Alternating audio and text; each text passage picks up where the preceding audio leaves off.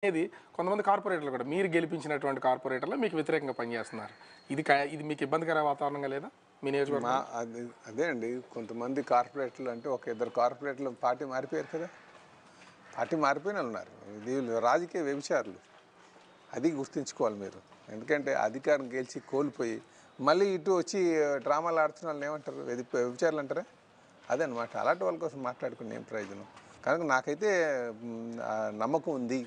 ఇప్పుడు ఎవరైతే వ్యతిరేకిస్తున్నారో వాళ్ళు గడిచిన 5 సంవత్సరాలుగా పార్టీ ఇచ్చినటువంటి కార్యక్రమంలో ఎక్కడున్నారో చూపించమని. కార్యక్రమంలో తిరగకంట మేము వ్యతిరేకిస్తానంటే ఎక్కడ అవుతుంది?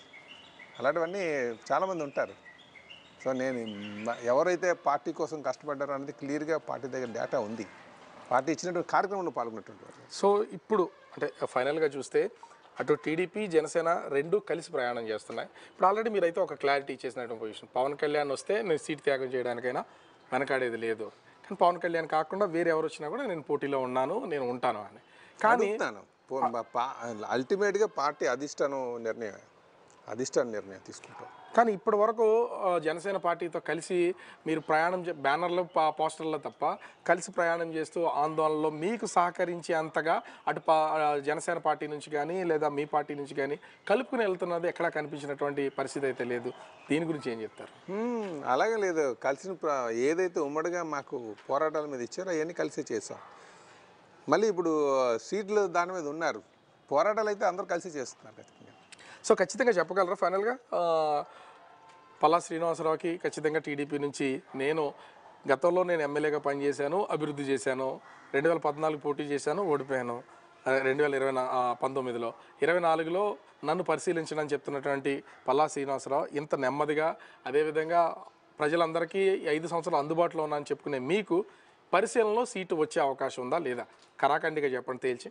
వస్తుందండి ముమ్మాటికి. అంటే ఇప్పటివరకు అనుకున్నట్టు జనసేన నుంచి ఏ విధమైన ఇబ్బంది అయితే మీకు ఉత్పన్నమయ్యే అవకాశం అయితే లేదు. గతంలో పవన్ కళ్యాణ్ దాదాపుగా 70-80 వేల ఓట్లు సాధించాడు కాబట్టి ఆ ఇబ్బంది అయితే మా ఇద్దరికి 1500 తేడా.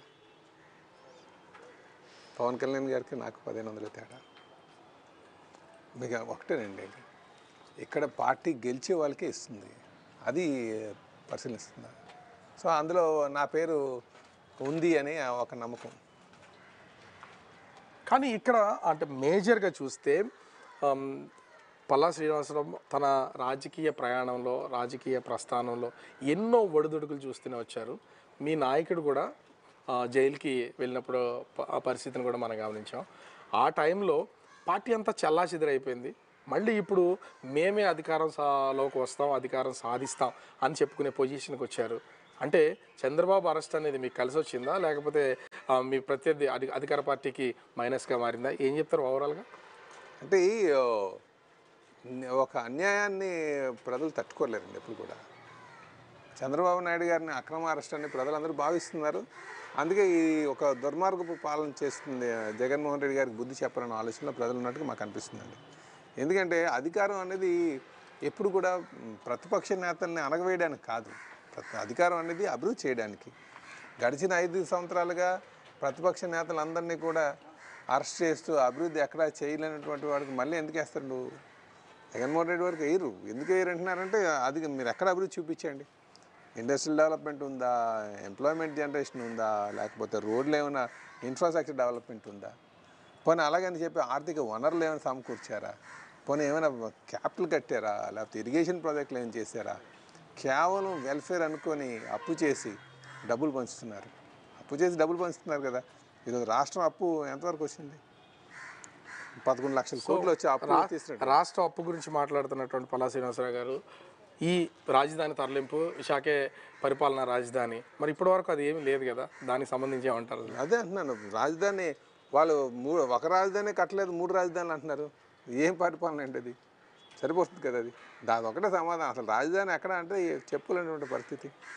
విశాఖపట్నం రాజధాని అన్నారు, అందరినీ ఆశల పల్లకలో కూర్చోబెట్టారు. ఆ తర్వాత చూస్తే ఫుల్గా దోపిడీ చేసుకెళ్లారు. వైజాగ్ అంతా దోపిడీ చేస్తారు. ఇంకేముంది అంటే దోపిడీ చేశారంటే ఏ రకమైన దోపిడీ చేశారనుకోవచ్చు, ఎవరు చేశారనుకోవచ్చు? ఇదే విజయసాయిరెడ్డిని పట్టుకున్నాక జగన్మోహన్ రెడ్డి చేపించింది. ఈరోజు దసపల్ల భూములు ఎవరికి ఉన్నాయి? విజయసాయిరెడ్డి కదా. విజయసాయిరెడ్డి జగన్ గారి పార్ట్నరే కదా. అలాగే సిబిసిఎన్సి ఉంది. సిబిసిఎన్సికి వాళ్ళు టీడీఆర్లు స్కామ్ ఎక్కడి నుంచి వచ్చింది? అది చర్చ్ స్థలం కదా, అది చర్చ్, సిబిసిఎన్సి చర్చ్ స్థలం. దానికి గవర్నమెంట్కి లాభం లేకుండా, జగన్మోహన్ రెడ్డి గారికి విజయసాయికి లాభం లేకుండా అక్కడ ప్లాన్ ఎప్పుడు అవుతుందా?